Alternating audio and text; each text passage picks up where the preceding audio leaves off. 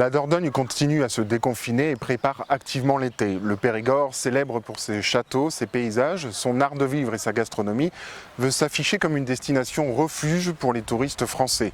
Le comité départemental du tourisme vient d'éditer un guide des bonnes pratiques sanitaires à destination des entreprises touristiques.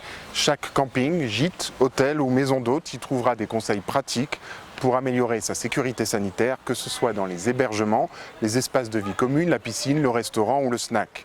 Avec le déconfinement, certains châteaux, musées et jardins remarquables ont rouvert.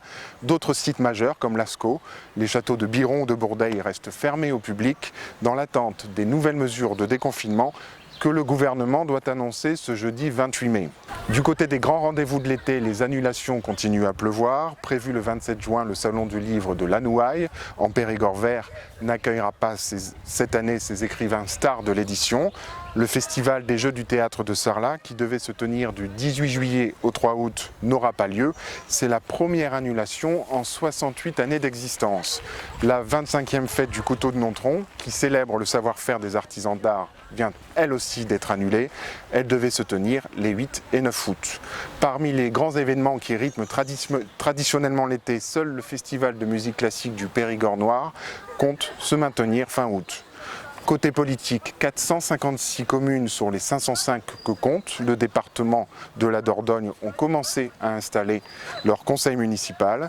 Dans d'autres communes, c'est l'heure des dernières tractations à 5 jours du dépôt des listes pour le second tour des municipales. À Bergerac, 6 listes s'étaient qualifiées. Il en restera 5, voire 4. À Périgueux, 5 listes étaient en capacité de se maintenir. Il ne devrait en rester que 3. Le maire Les Républicains Antoine Audy affrontera la socialiste Delphine Labalse, qui travaille encore à faire l'union à gauche. Son second adversaire sera le candidat En Marche Patrick Palem, qui vient de conclure une alliance avec Michel Moirand, l'ancien maire socialiste de Périgueux, de 2008 à 2014.